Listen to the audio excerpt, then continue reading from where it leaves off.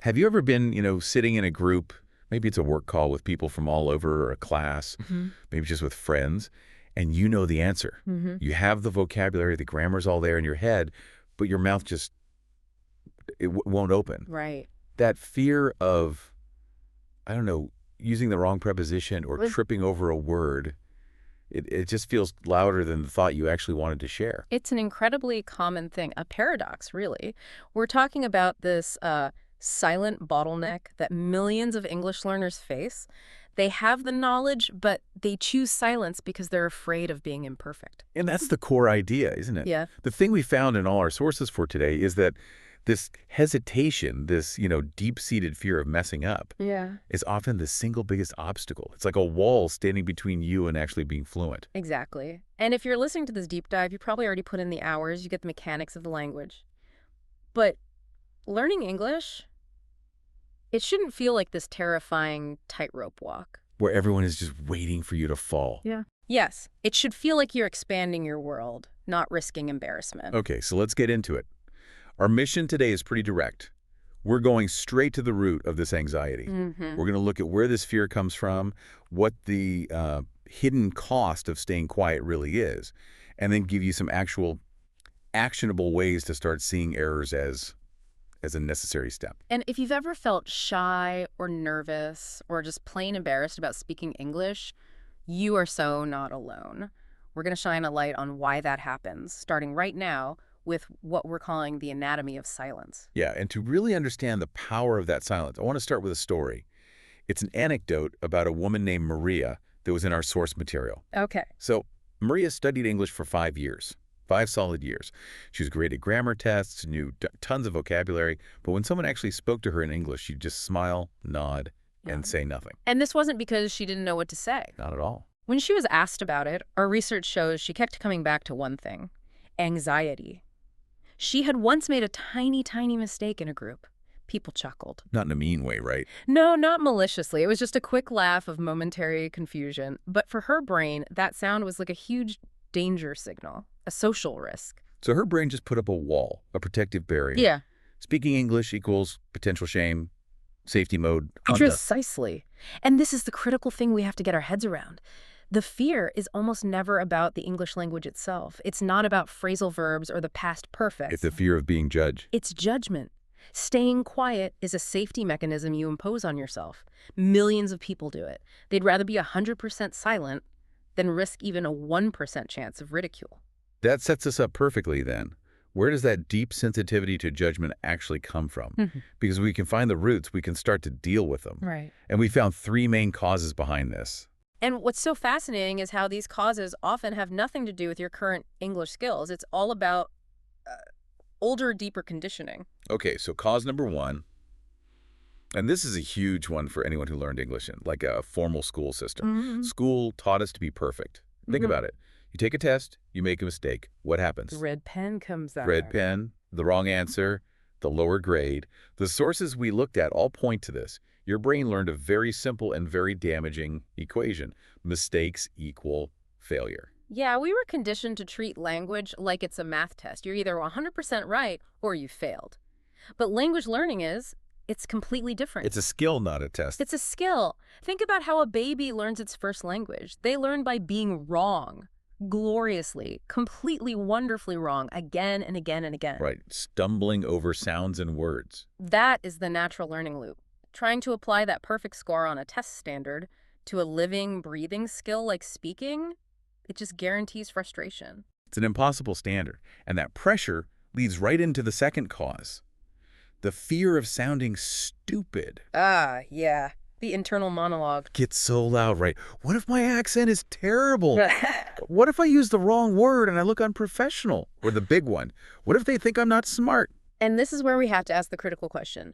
If you are learning a second or third or fourth language, does making a grammar mistake mean you lack intelligence? Of course not. Of course not. Oh. The analysis is really clear on this. Making mistakes does not mean you're stupid. It means you are learning. You're in the process. But I do have to push back a little there, because in a professional setting, A big mistake, say, in a really important email or a presentation, that can have a real cost, can it? Isn't it just safer to wait until you're, I don't know, 90% ready? That's a really common way to feel, and it's so important we address it. Yes, in some cases, mistakes have consequences. But this idea of waiting for 90% readiness, it's a trap. A shrapnel. You only get to that 90% through the active practice of the first 80%. If you wait until it feels totally safe, you never build the muscle, the competence you need for those high-stakes moments. So you have to practice in low-stakes situations first. Exactly. Yeah. What our research shows is that the best speakers, even when they get corrected, they recover faster. They learn the right way almost instantly. That ability to recover is built by making all the small mistakes first. Okay, that's the key twist. Which brings us to cause number 3. The comparison trap. This is the one that just drains your confidence. It's an emotional sinkhole, yeah. And the trap is basically this. You compare your messy beginning, Your current struggle. your current difficult, frustrating efforts to a native speaker's polished endpoint. You're comparing your own internal fight with verb tenses to the seamless English you hear on, YouTube or in movies. We're always consuming the finished product. Yeah. It's like comparing your first rough draft of a story to a published novel that's been through 10 rounds of edits. It's just not fair. It's deeply unfair to yourself. That native speaker wasn't born with perfect grammar. They've just had tens of thousands of hours of practice. Right. You have to acknowledge that massive difference in time. You're comparing someone who just picked up a guitar to a concert pianist. You wouldn't expect them to sound the same. So why demand that of yourself with language? So we have the fear judgment and its roots. This drive for perfection from school, the myth about intelligence, and this unfair comparison. But now we get to the really important part. What is the actual hidden cost to staying silent? It's huge. And what makes it so sneaky is that silence feels safe. It does. It feels like you're not losing. But what happens when you don't speak for weeks or months? You don't practice. The muscle memory doesn't build. You stay stuck. Or even worse, you can start sliding backward. We call this the confidence deficit cycle. Every time you choose silence, you're not just doing nothing. Yeah. You are actively training your brain not to speak. That silence shrinks your confidence, which makes the fear feel bigger, which makes it even harder to speak next time. It feels safe, but it is slowly stealing your progress. But this is where we have to make the big mental shift, the aha moment that can change everything. We have to fundamentally change how we think about errors. Okay. Mistakes are not the enemy. Mistakes are feedback. They are the engine for growth. Feedback is such a powerful word for it. But let's go a bit deeper on that. Why is the mistake itself so valuable for our brains? Okay, think of it like this. Learning is all about making pathways in your brain stronger. When you say something correctly, that pathway gets a little bit stronger. But when you make a mistake, especially if someone corrects you or you realize it yourself, your brain treats that like a sudden flashing alert. Like your GPS saying recalculating. Exactly. It wakes the brain up. The friction of the failure forces your brain to pay super close attention to the corrected information. Studies show that information you learn right after a failure is remembered better and for longer than if you just got it right the first time. Wow. So the error actually creates like a highlight marker for your memory. It absolutely does. So it means every single time you get corrected or you realize you said something a bit awkward, you aren't failing. You are activating a kind of hyper-learning mode in your brain. So every mistake is a lesson you couldn't have learned otherwise. That's the only logical conclusion. So no mistake means no lesson. You have to make the error to get the feedback to improve. Which all boils down to that simple but really powerful cognitive reframe. We need to replace that voice in our head that says, "Ugh, I made a mistake. I'm so embarrassed." And change the script. Change the script to, "Oh, okay. I just learned something important. Thanks, brain." That small internal shift can genuinely change the entire emotional feeling of your learning journey. Okay, so we've redefined mistakes as essential tools. Not things to avoid, but things to, well, learn from. Let's get practical. People listening need something concrete they can do to fight the silence. Right. Not just philosophy. Action. We've pulled 4 immediate steps you can start applying today. And the key to all of these is choosing consistent, imperfect action over waiting for some perfect moment that never comes. Okay, step 1, speak for that before you feel ready. This one fights that waiting trap we talked about. The insight here is so important. Confidence doesn't come first. No, it's the other way around. Action comes first. You build confidence from the small victory of having tried. You have to do the thing to get the power to do the thing. And forget about perfect English. It doesn't exist. Your goal is clear communication. Just being understood. If the other person understands your main idea, you won. If you waited until your pronunciation was flawless, you'd never say a word. Okay. Step 2. Choose safe practice spaces.